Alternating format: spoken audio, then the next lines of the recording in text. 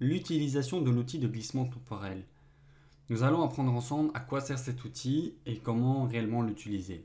Donc tout d'abord, démarrez votre programme Audacity. L'outil de glissement temporel est utile surtout lorsque vous avez plusieurs pistes. Donc ici, de base, nous n'avions fait qu'un enregistrement de pistes. Donc nous allons enregistrer une deuxième piste, imaginons, ou même importer une deuxième piste. Donc ici, je vais commencer par importer un morceau de bande son ambiant. Je vais glisser, déposer le bande son sur la timeline. Nous voyons qu'il fait une importation. Nous voyons que le timestamp est assez long. Ça fait 3 minutes. Ce qui bien sûr est un peu long, je trouve. On peut laisser ça comme ça. Donc, vous remarquez que si j'établis la section sur celle-ci et que je fais donc zoomer adapté à l'écran, vous voyez que par défaut, même vu qu'elle était plus grande que l'original, il l'a adapté directement à la taille de l'écran. De ce fait, vous pouvez, si vous voulez travailler sur la deuxième, vous cliquez sur la deuxième, vous faites adapter à la taille de l'écran et il adapte celle-ci en fonction de l'écran. Et donc, il va zoomer sur la deuxième et vous allez devoir donc vous déplacer ici pour pouvoir voir la deuxième. Donc nous avons besoin de voir toutes les pistes, donc j'adapte. Donc l'outil de déplacement temporel, c'est l'outil après la loupe. Le glissement temporel va vous permettre tout simplement de glisser une piste entre le temps de démarrage. Donc imaginons ici, je la remette au début, je réenregistre quelque chose. Donc, je vais d'abord toutes les mettre muets pour éviter que ça casse les oreilles. Je lance un enregistrement. Ceci est un enregistrement que je viendrai intercaler dans mes pistes. Voilà, on a un nouvel enregistrement, donc on se retrouve avec 3 pistes audio.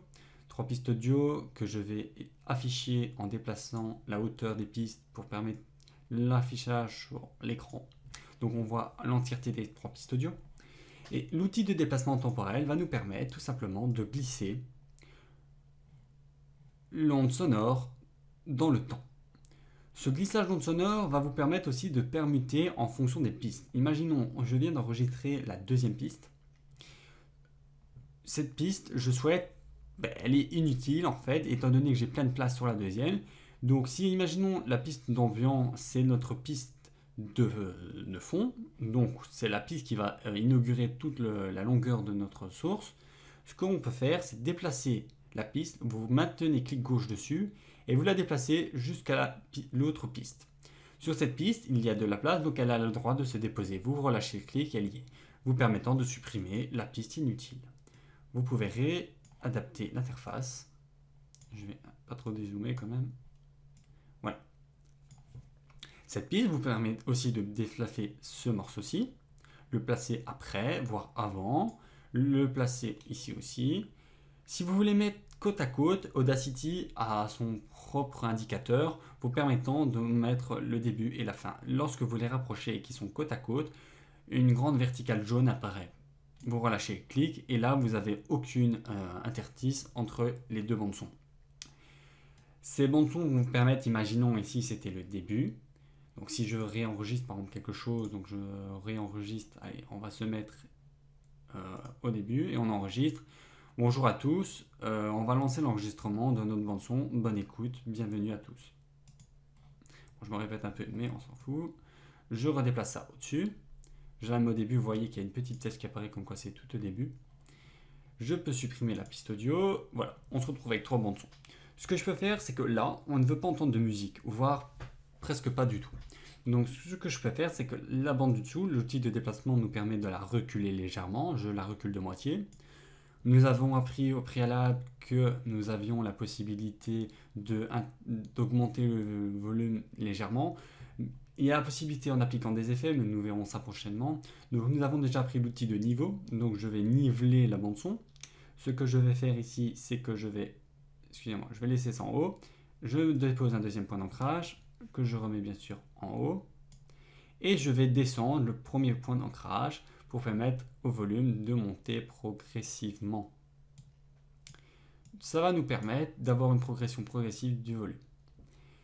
Bien sûr, ici, c'est parce que je vous explique seulement avec les outils que vous connaissez déjà actuellement. Normalement, on ne fait pas un montage comme ça. On apprendra à faire un montage réaliste pour faire du mastering plus tard, lorsque vous aurez la compétence sur l'entièreté des outils.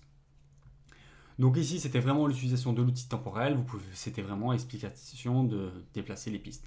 Vous verrez que vous pouvez ajouter une piste pour déplacer vos fichiers sur une piste et sur l'autre. Donc imaginons si on réécoute ce qu'on a mis, on se met au début, on écoute. Ah oui, excusez-moi, on va mettre stop, on remet au début. Je vais les rendre audibles, peut-être que ça va nous aider ça. Début, et on enregistre.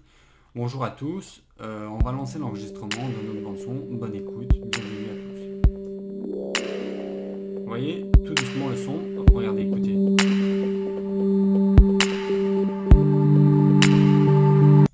Voilà, donc le son va beaucoup plus fort. Donc ça vous permet de lancer, ça c'était votre outil niveau. Donc voilà, c'était l'outil de déplacement. En gros, il vous permet de déplacer temporellement la sélection. Donc on se rejoint sur le prochain outil qui est un très bel outil qui est le mode multi-outil. Donc je vous rejoins tout de suite sur le mode multi-outil.